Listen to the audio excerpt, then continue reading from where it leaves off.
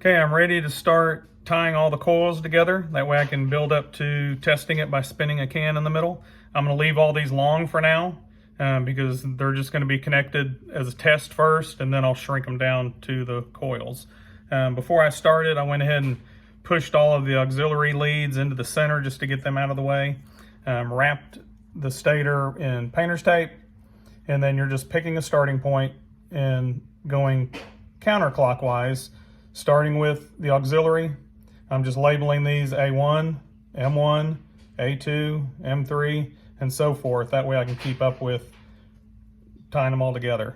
I went ahead and also cut off all the little bindings that were holding the coils together because they will need to be manipulated. As I go through this, I'm going to be referring to open and closed, and that is just simply the way the windings are. Closed position, they're crisscrossing one another, just like they were when they were wound up. And then the open position, you're spreading the two leads apart. That way it's open. And then that'll just connect onto the next one. And that just repeats it, or alternates. My apologies for dumbing this down. I am not an electrician. I'm going off what somebody else taught me. So therefore I'm trying to make it as simple as possible. Okay, starting with main number 1. This stays in the closed position, so therefore I'm keeping it crisscrossed.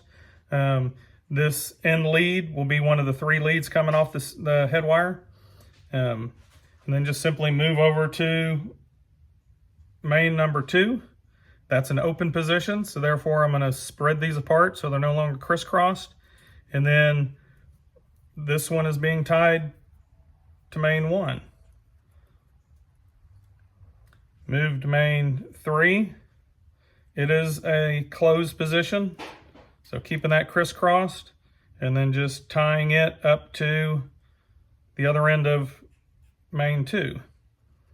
Rotate to main 4, which is open. I'm going to spread that out so they're not crisscrossed. Connect 4 and 3 together. And then the end of number 4 is going to be tied to the end of auxiliary 4, and that is the common line. Now moving on to the auxiliary wires, or the start windings. Same thing, starting with number 1, it is closed, number 2 is open, 3 is closed, 4 is open. Followed the same pattern as the mains. I went ahead and labeled my number 3 wire on my mains. That way when I get wrapped around, I know which auxiliary is going to hook to the other end of the main. That'll be the common wire. So starting with number 1, said it is in a closed position, so keeping it crisscrossed. And then just simply moving over to number 2. Number 2 is open, so we've got to spread those out so they're no longer crisscrossed. And then just go ahead and connect number 1 and 2 together. Just tie those up. Moving over to number 3.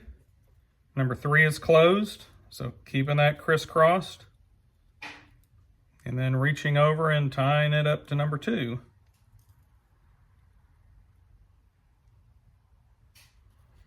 And then moving to number 4. Number 4 is open, so spreading those apart.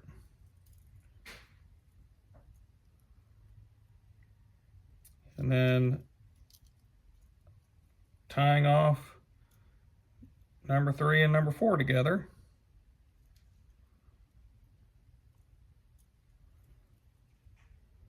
And then the ending of my number 4 is going to tie to the ending of the main number 4 earlier. So you've got an auxiliary and a main wire being tied together, and that is your common wire. And that is it for now. And then what I will do next is just simply solder up these connections. I need to burn the insulation off, solder up the connections just to make sure they're good, and then I'll do the test to make sure everything's hooked up correctly before I do my final tie downs.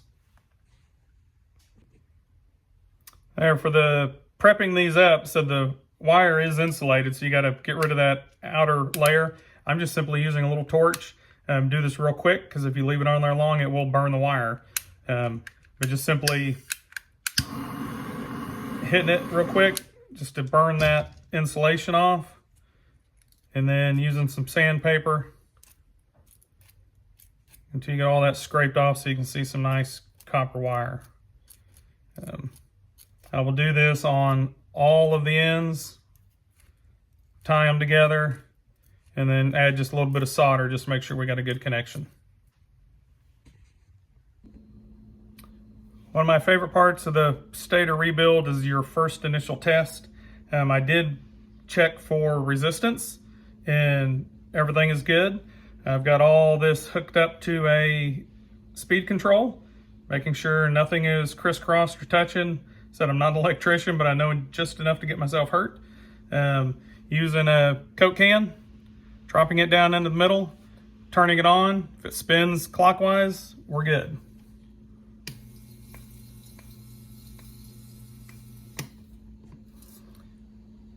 Perfect. So for the next part, you do need to plan just a little bit. These are all my leads that are going to be connected to the head wire. They're all here together. So what I want to figure out is, okay, where do I want my head wire coming in from? It's going to come in from the back side. So I went ahead and put a mark on my tape. That way I can remember where my head wire is going to come in. I'm going to feed it through these auxiliary holes since there's very few wire in them. I can get all three of those up and through there, and then they'll come around and I'll solder these together right about in here. So for now, I'm going to kind of lay these out of the way. That's going to be the last thing I do. So now I'm just going to slowly go around. All my wires are still connected, and just simply go through here, figure out, okay, where am I going to lay these two down? These are the first two start windings. So I'm going to say, okay, they're going to be right about here. Lay down nice and clean. Give myself just a little bit of room, and then I'm going to snip that and then do the same thing. Remove, burn off the insulation, solder it together, and then put a little bit of insulation tube over it. Not heat shrink, because I really don't want to apply any heat to this to jeopardize the coating on the wires. So I'm just going to use some insulation tube, and then once I get all those done, I'll just slowly go around and just start binding that up to keep the insulation tube tied down to it as well.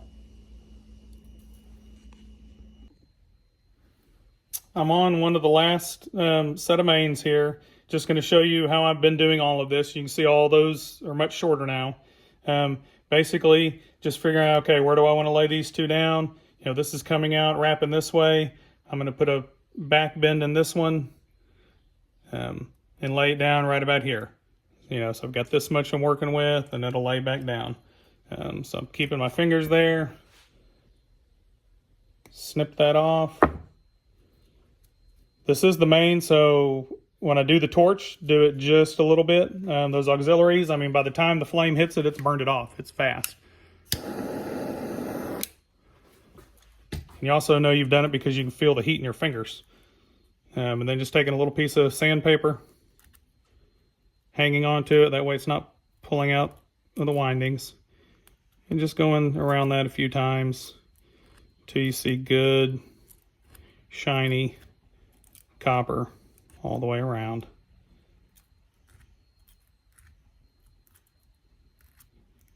So this is tedious, but it's a whole lot better than trying to put those windings in the stator. That is by far the worst of this. And then I will twist those together.